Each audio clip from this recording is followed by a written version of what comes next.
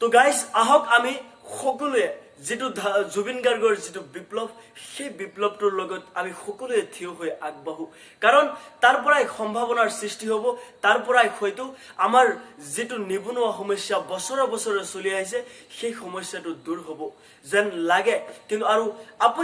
আপুনি আশা কৰিব পাৰে আপুনি বিশ্বাস ৰাখিব পাৰে জুবিন গাৰ্গৰ ওপৰত আৰু কাৰণ জুবিন গাৰ্গৰ যেটো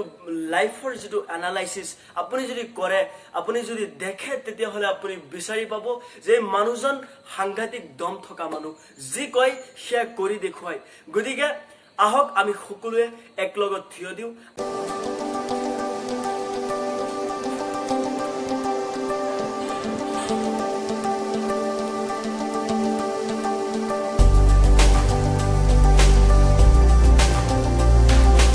স্বাগতম সকলোকে মই দিলদাৰ আপুনি চাইছে ষ্টুডিঅ ৰক্স আছামিজ গাইজ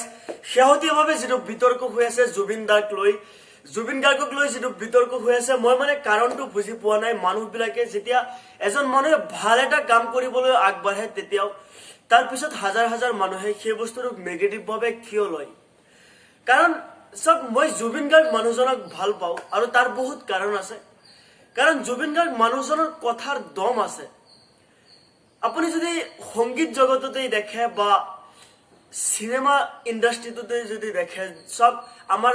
অসমীয়া যেটো সিনেমা ইন্ডাস্ট্রি আছিল সেই সিনেমা ইন্ডাস্ট্রিটো অৱস্থা কেনেকুৱা আছিল আৰু পিছত একমাত্ৰ জুবিন গাৰ্গে আহি সিনেমা ইন্ডাস্ট্ৰিটো একেবাৰে মানে টপত লৈ আহিছিল আসামিজ ইন্ডাস্ট্ৰিটো সব এতিয়া অফ কোৰ্স কৰোনাৰ প্ৰবলেম আছে সো সেই কাৰণে আকৌ বস্তুটো ডাউন হৈ গৈছে ইন্ডাস্ট্ৰি বিলাক কিন্তু আকৌ ওপৰলৈ উঠিব সেইটো আমাৰ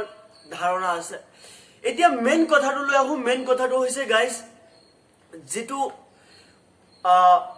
কৃষি খণ্ডক লৈ কৃষি বিভাগক লৈ পথাৰ আমাৰ বজাৰ আমাৰ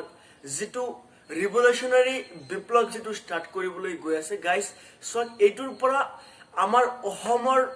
অসমত প্ৰথম কথাটো হৈছে যে আমাৰ অসমখনত বহুত সম্ভাৱনা আছে কাৰণ অসম এখন আমি জানো আগৰ পৰাই যে অসম এখন কৃষি প্ৰধান ৰাজ্য আৰু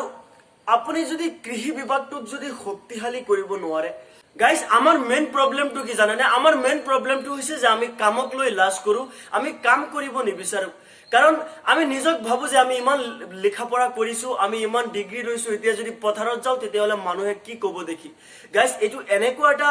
জালৰ মাজত আমাৰ মানুহবিলাক ঘুমাই পৰিছে যে তাৰ পৰা বাহিৰত ওলাই আহিবই লাগিব এতিয়া মেইন কথাটো হৈছে যে গাইজ আপুনি যদি বাহিৰৰ কান্ট্ৰি বিলাক দেখে জাপান জাৰ্মানী বা ইউএছৰ দৰে কান্ট্ৰি বিলাক আপুনি দেখিব যে ষ্টুডেন্ট বিলাক কলেজ বা স্কুলত গৈ আছে এজ ওয়েল এজ হিয়তৰ প্ৰাসংগিক কিছুমান কাম কৰি আছে যাৰ পৰা হিয়তৰ ইনকাম সোৰ্সটো আহি আছে সো প্যাৰালেলি সব কামে কৰি আছে সো এই বস্তুটো আমি মানে আমাৰ মুৰৰ পৰা উলিয়াই দিব লাগে যে কামৰ কোনো খৰবৰ নাই আপুনি এমএ পাস কৰিছে আপুনি এমএসসি বিএ জিএ পঢ়ি আছে কিয় আপোনাৰ পঢ়া ক্লিয়াৰ হৈছে আপোনাৰ আগৰ যেটো কাম আছে হেতু জেনেকৈ থাকক কিয় যিমান ডাঙৰ বা যিমান সৰুই থাকক কিয় সেই কামটো কৰিবলৈ কেতিয়াও কুণ্ঠাবোধ নকৰিব সেই কামটো কৰক কাৰণ just start কৰিব লাগে আপুনি খৰুৰ পৰা স্টাৰ্ট কৰক লাহে লাহে আগবাঢ়ি যাওক গতিকে কাম কৰিবলৈ আমাৰ যেটো লাজ আমি ভাবো যে আমাক মানুহে কি ভাবো মানে কব মানুহে কেনে ধৰে ভাবিব যে ইমান পঢ়া কৰি এতিয়া পথাৰত যাব লগা হৈছে সো এইবিলাক ধাৰণা জাস্ট মনৰ পৰা বা আপোনাৰ মাইন্ডৰ পৰা ডিলিট কৰি দিয়ক আৰু আগবাঢ়ক সো মই এই কথাবিলাক কিয় কৈছো যে জুবিন গাৰ্গৰ যেটো কৃষি খণ্ডক লৈ যেটো প্ল্যানিং এতিয়া কৰি আছে যেটো ৰিভলিউশনাৰী এটা বিপ্লৱ কৃষি খণ্ডক লৈ আনিব বিচাৰিছে সেই কনসেপ্টৰ ধাৰণা ঠিক মানে সেম হয় মানে পথাৰ আমাৰ বজাৰ আমাৰ সব অসম এখন কৃষি প্ৰধান ৰাজ্য অসমখনক যদি উন্নত ৰাজ্য হিচাপে প্ৰতিষ্ঠা কৰিবলৈ একমাত্ৰ এটাই ৰাস্তা যে কৃষি খণ্ডটোক আপুনি বেছিকৈ প্ৰাধান্য দিব লাগিব কৃষি খণ্ডক অসমৰ যিবিলাক কৃষক আছে সেইবিলাকক স্বাৱলম্বী কৰিব লাগিব তেতিয়াহে আপুনি অসমখনৰ এটা ভাল ভৱিষ্যত কল্পনা কৰিব পাৰে গাইজ অসমৰ যেটো পথাৰ আছে সব এনেকুৱা অসমত পথাৰৰ কোনো মানে কম নাই প্ৰত্যেকটো বস্তু অসমত আছে জাস্ট অসমত বজাৰৰ অভাৱ আছে কাৰণ বজাৰৰ অভাৱ হোৱাৰ কাৰণে বিভিন্ন ধৰণৰ খাদ্য সামগ্ৰীবিলাক আজি বাহিৰৰ দেশৰ পৰা পাঞ্জাব হাৰিয়ানা এই দেশবিলাকৰ পৰা খাদ্য সামগ্ৰীবিলাক ইম্পৰ্ট হৈ আছে আৰু এতিয়া যেটো জুবিন গাৰ্গৰ যেটো প্লেনিং সেই প্লেনিংৰ উদ্দেশ্য এইটোৱে যে সেই খাদ্য সামগ্ৰীবিলাক যদি অসমৰ পথাৰতে আমি উৎপন্ন কৰিব পাৰি আমি যদি উৎপাদন কৰিব পাৰি তেতিয়া হলে এখন বজাৰ এনেকুৱা এটা বজাৰ সৃষ্টি কৰা যাক যাৰ দ্বাৰা আমাৰ কৃষকসকল এনে ধৰণে স্বাৱলম্বী হ'ব পাৰে যেনেকৈ আজি পাঞ্জাবৰ কৃষকসকল BMW লৈ ঘূৰি ফুৰে পাঞ্জাবৰ যিবিলাক ফাৰ্মাৰ আছে গাইজ আপুনি দেখিব পাঞ্জাব হাৰিয়ানা ঝাৰখণ্ড মানে আপুনি আইডিয়াই কৰিব নোৱাৰিব যে সেইবিলাক ফাৰ্মাৰ হয় সেইবিলাক কৃষক হয় কিন্তু সিহঁতৰ লাইফষ্টাইল কিয় তেনেকৈ মানে সিহঁতে এটা হাই কোৱালিটি লাইফষ্টাইল মেইনটেইন কৰি পাৰি আছে তাৰ মেইন কাৰণটো এই বস্তুটো যে কৃষিখণ্ডটোক এটা সময় আছিল যেতিয়া পাঞ্জাব বা হাৰিয়ানাৰ গভৰ্ণমেণ্টে কৃষিখণ্ডটোক বহুত প্ৰাধান্য দিছিল আৰু লাহে লাহে সিহঁতে সেই বস্তুটোক এটা প্ৰগ্ৰেছিভ এটা ষ্টেজলৈ লৈ গৈছিলে আৰু আজিৰ এই সময়ছোৱাত পাঞ্জাবৰ দৰে দেশবিলাকৰ কৃষকবিলাকেও দেখিব যে BMW লৈ ঘূৰি ফুৰে আৰু জুবিন গাৰ্গৰ নেতৃত্বত যেটো ৰিভলিউচনাৰী যেটো বিপ্লৱ হ'বলৈ গৈ আছে সেই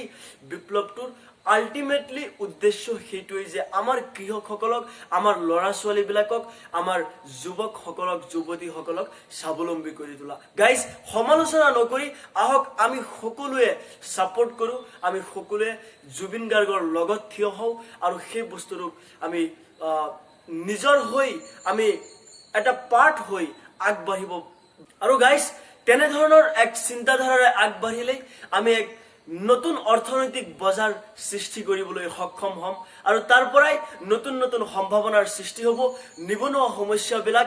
দূৰ হৈ যাব তো গাইজ যদি ভিডিওটো ভাল লাগিছে লাইক এটা কৰি দিয়ক শ্বেয়াৰ কৰি দিয়ক নতুন চেনেল হয় সাবস্ক্ৰাইব কৰি দিয়ক পুনৰ লগ পাম নেক্সট